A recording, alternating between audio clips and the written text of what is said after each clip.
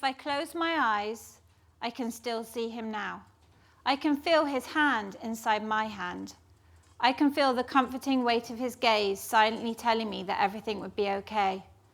I can see the slope of his shoulders, prompting his head to tilt down, giving him the air of such wisdom. He was always there for me no matter what. He shared in the good times and stuck loyally by my side through the bad. He gave the best hugs. There was no criticism and no judgment. I was safe. I could just be me. His name was Sergio, and he was a stuffed panda. I can still remember my dad bringing him home from work one evening when I was about 9 years old. It wasn't my birthday or a special occasion, so I was delighted with my dad's new find. He took the time to tell me how he'd spotted him in the shop. He particularly liked the positioning of his eyes and his nose. He thought he was a friendly-looking bear in need of a good home. I adored my dad and the imaginary world that allowed us to discuss bears' temperaments. I was especially enamoured with this bear because my dad had chosen him just for me. He wasn't any old stuffed panda hurriedly pulled from the shelf. He was a thoughtful purchase. Unfortunately, my dad passed away 15 years ago. Today, my daughter's stuffed toys hurtle me back in time to my own childhood and reignite those joyous times that I spent with my dad. I no longer have Sergio either. He came to a sticky end. When I was about 15 and trying my hardest to be rebellious, I clashed with my dad, and in a fit of rage, he ripped Sergio's head off. He was mortified, and so was I. But what I did still have was the emotional imprint that he left etched into my mind. I could still remember that he was the softest bear that I ever had. He had the shiniest black eyes and a leathery nose. I can even remember the way that he was constructed. I've drawn him so many times. I've even searched up on the internet to see if I could find his doppelganger. I know this might sound a bit strange and a bit worrying, but I was looking. I was searching for a link back in time. Here are a few candidates. Now this one I thought was a bit too self-assured. This one looks a bit nervous. This one just looks like he could be lost. This one has been loved, but he wasn't loved by me. And this one's just too frightening.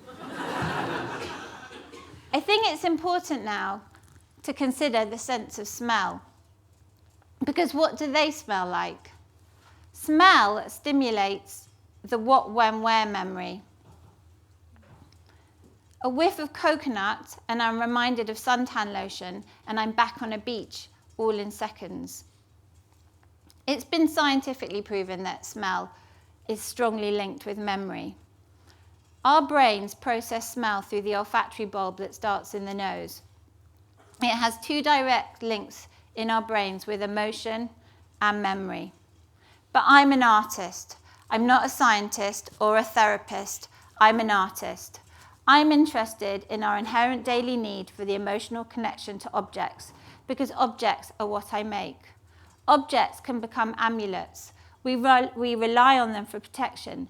Sometimes we depend on their talismanic powers to bring us good fortune. They can be anything from jewelry to teddy bears to clothing. Whatever it is, we make them real. We give them life. We put them on a pedestal and elevate their importance. Because let's face it, who doesn't need a bit of luck or reassurance? They go from being ordinary to becoming extraordinary. My interest in our emotional need for objects was one of the main reasons that I became a mature student and went back to school to study an MA in jewellery and metal at the Royal College of Art in 2014. Whilst there, I decided to research these connections in depth. I looked at objects that were used for comfort, fertility, ritual, prosperity, protection. I was also really interested in the theories that have developed around inanimate objects, especially those of Donald Winnicott. Winnicott was most interested in the first objects that we receive as babies. These could be anything from teddy bears to to blankets. He saw these items as transitional. They represented the first not me item that a baby has. The introduction of the transitional object is the first stepping stone towards independence. Now, I'm sure we've all witnessed the lengths that parents and friends go to protect and at the same time encourage these relationships.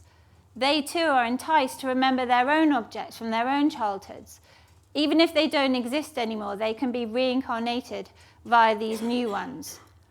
In my own artistic practice, I felt triggered to create pieces that could start a story for a viewer or evoke a memory.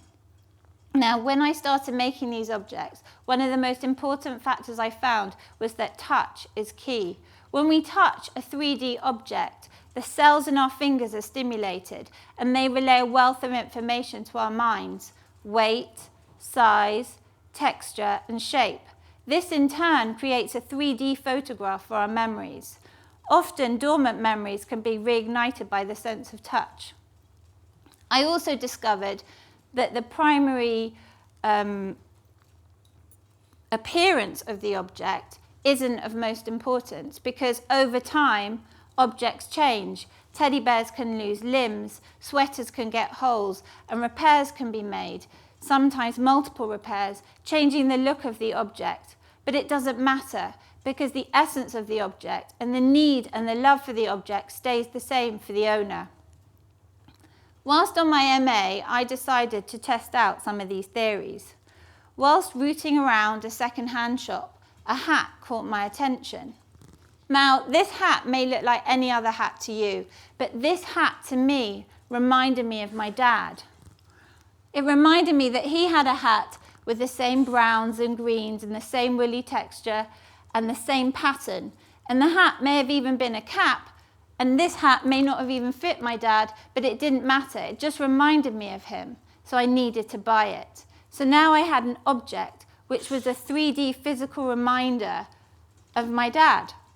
I then decided that I would deliberately lose this hat, which again might sound mad and a bit crazy, but I wanted to see if I deliberately lost it, would the hat come back to me?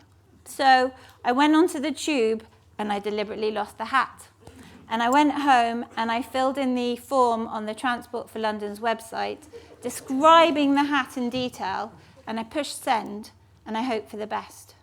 And then a few weeks later, an email landed in my inbox telling me that a hat that matched my description had been found. I was delighted. The London Underground and the great British public had not let me down. I was to be reunited with my dad's hat that wasn't actually his hat. It just reminded me of him, and that was good enough for me. People and objects come and go throughout our lives, and the void that's left behind can be overwhelming. Darkness can hover and anxiety can seep in. But something out of the corner of our eye can catch our attention, a glimmer. No matter what it is, an object, a smell, a brush of fabric, it's a prop waiting for our memories to cloak it with the familiar.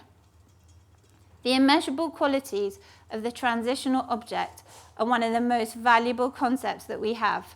Objects such as Sergio and my dad's hat that's not actually his hat have to be treasured.